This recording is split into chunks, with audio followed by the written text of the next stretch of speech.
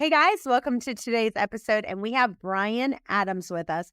And no, it's not the Bryan Adams you're thinking. You know, the song Everything I Do for You. No, that's not the Bryan Adams we have today. We have the Bryan Adams of happydance.love. And it's kind of not what you think. What we're going to be talking about is how to attract the right talent. We're going to be talking all about hiring. I know that all of you are constantly complaining that you are having a really hard time hiring the right people and the right fit. So we're going to be talking about elevating your employer brand. We're going to be talking about how to get your career site and everything on a new level. So Bryan, welcome. Well, thanks, Chantel. Looking forward to the conversation. Thanks for having me on. Yeah, so let's talk about hiring right now. So one of the things that people are constantly complaining right now is they feel like the pool of people Yeah. that they're hiring. I mean, I know you hear this all the time, right? They're just like, I can't even find anyone. I'd love to hire somebody, but I can't find anyone that is good. So how would you respond to that? Well, it's tough, and I've been working in employer branding and talent attraction for 20 years, and what I would say is it's simple, but it's not easy. And the challenge as a small or medium or even large size organization is you have to figure out a way to stand out and differentiate as a employer.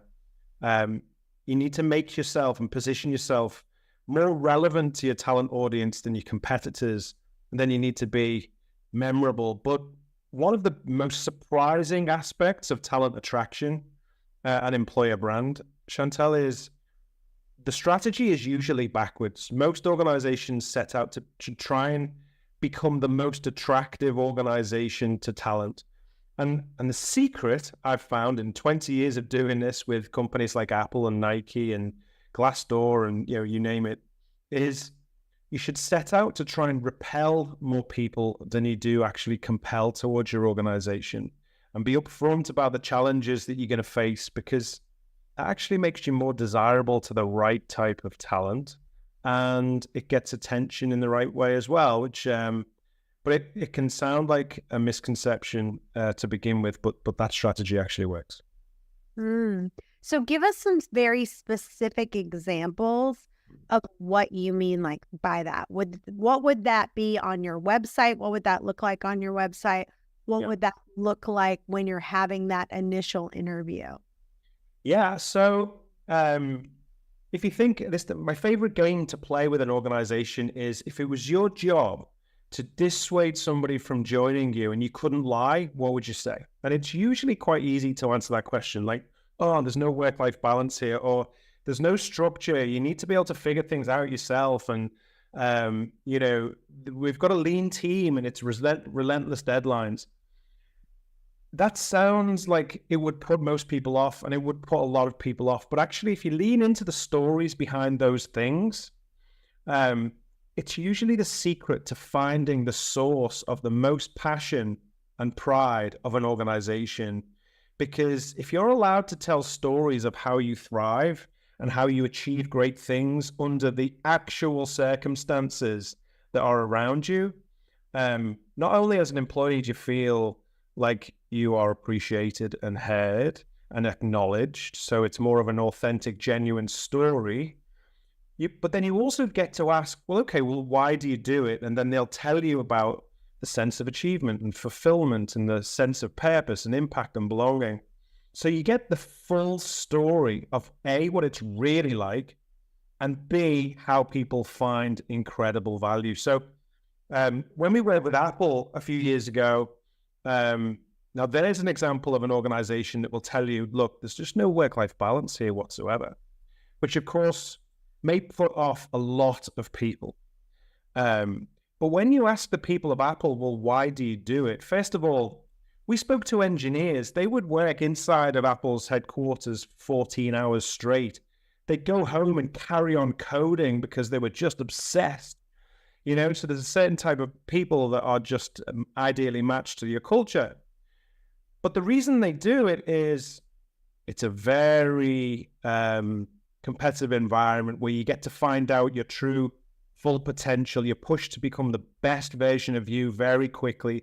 You're surrounded by the smartest, most inspiring people you've ever met in your career, and you get to see your own work in the hands of millions of people every day. So that's a really good example of, if you lead with the adversities and harsh realities, you get the attention of the audience. You put a lot of people off, which is fine, because those people wouldn't work out anyway. And then you get to the good stuff where people lean in and say, hey, that sounds like a challenge that I'm really up for. So it's a much more authentic insight to the real employee experience. So as an employer, you need to be confident and brave enough to embrace the true reality of the employee experience. And if you do, that's how you find the real gold nuggets that people are compelled towards. So give us some more tips that you have with hiring, like even some questions that you would ask people when they're hiring, kind of like, give us like the top 5 questions that you would ask somebody to know whether or not they would be a good fit for your organization. Yeah. So this all comes down to having real clarity of what your proposition is. You need to understand your organization first.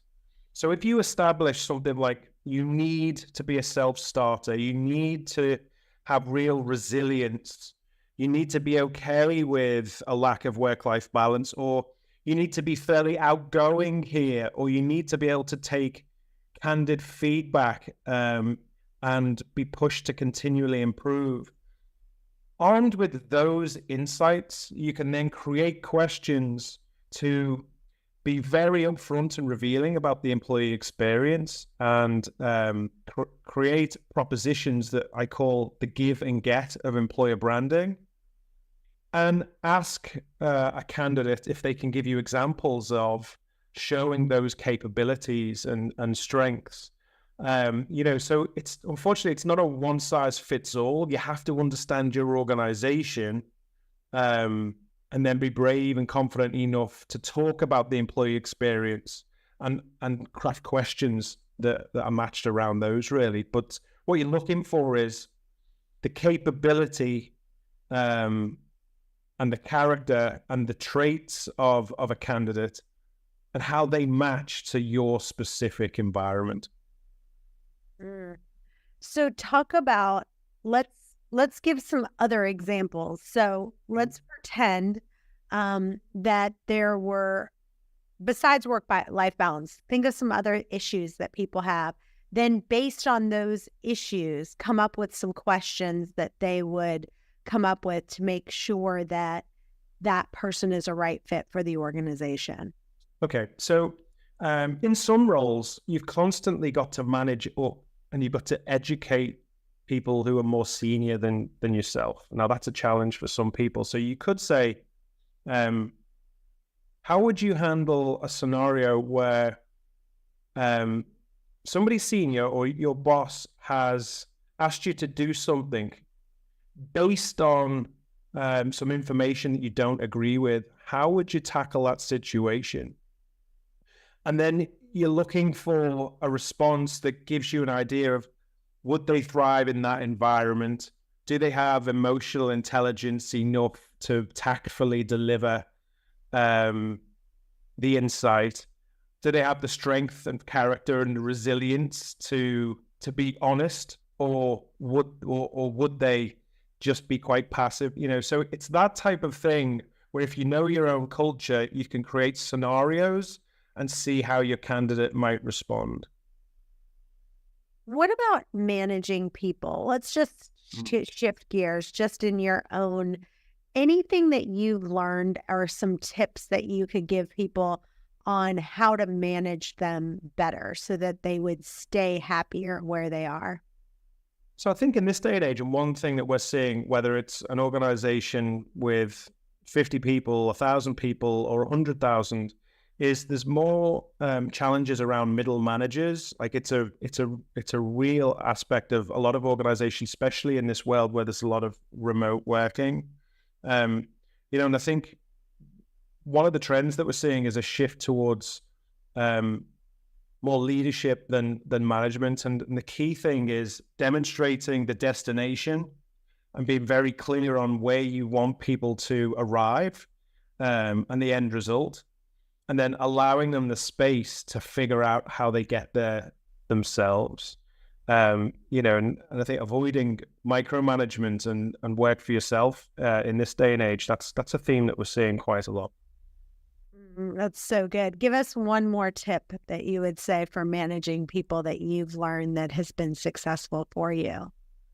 So I can speak from personal experience here. And again, something that I've learned from working with client partners, large and small, is giving people a reputation to live up to. So if you recognize a strength or an attribute in somebody, building up their confidence and pointing out what they're capable of, people will then knock down walls and, walk over glass to prove that your positive impression of them is correct. And it's a really nice way of acknowledging and appreciating people and encouraging them to rise to the occasion as well. So if you say something like, Chantel, what's something I've always noticed in you is you have a fantastic way of explaining things in simple language that people understand and put them at ease. Because of that, I would love you to educate this team over here on exactly how you interview people on podcasts and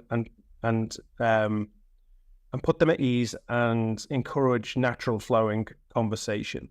Now, in that scenario, you feel seen, and you're very grateful for the compliment and like it's a strength that you're probably proud of. And B, now you want to prove me right and go and give the best training session of your life to live up to the reputation I've given you.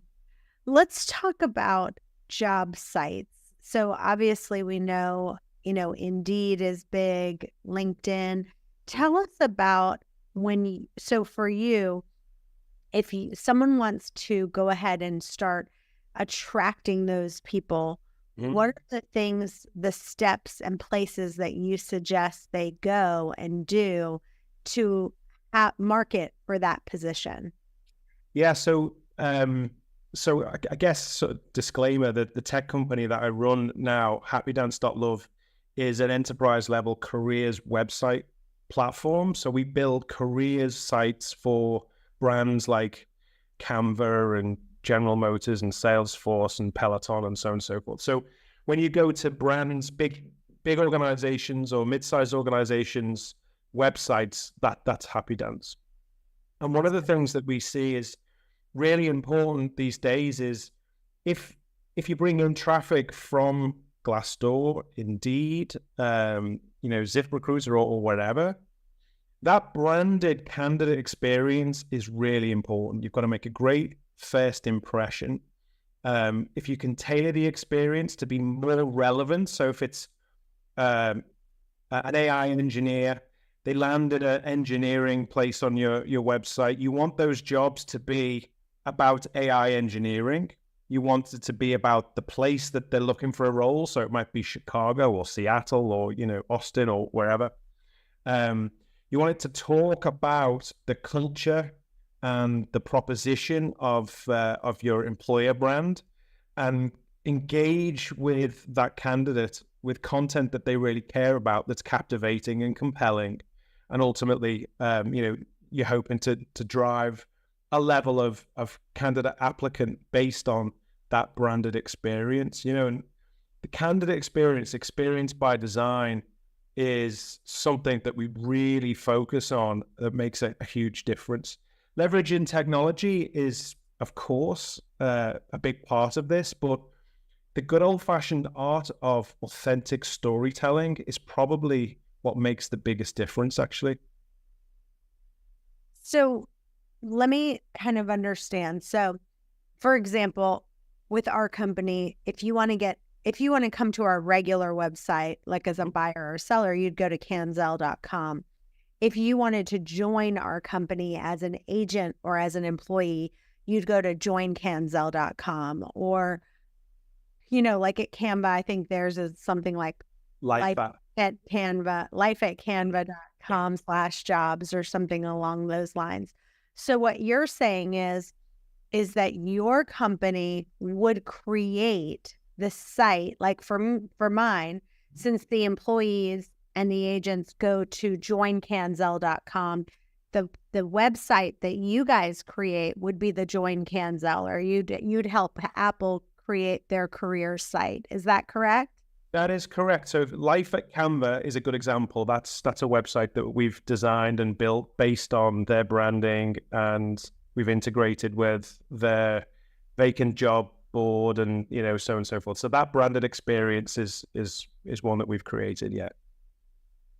Okay. So what you do is you meet with people and you go, okay, tell us what you're looking for. And then you brand the site so that when they go there, they are going to understand a little bit better about the company and Exactly. the process simple. Is that correct? That's exactly right. It's taking the employee value proposition and the employer brand guidelines and creating a really compelling branded experience so people can make decisions as to whether that job is something that they, are inspired or motivated to apply for. Yeah. Got it. And so with that being said, what would you say? Obviously, these people still have to advertise on different sites. What are you seeing? Like if you had to rank in order the top 5 platforms that you would say if someone's going to run ads, what are the top 5 places they should be running ads on right now? So I think generally speaking, the top of the funnel, there's probably no surprises. It's the big social media platforms. LinkedIn is a staple diet of everybody's usually. Things like TikTok and Instagram and Facebook and, Glassdoor and Comparably are probably all in the mix.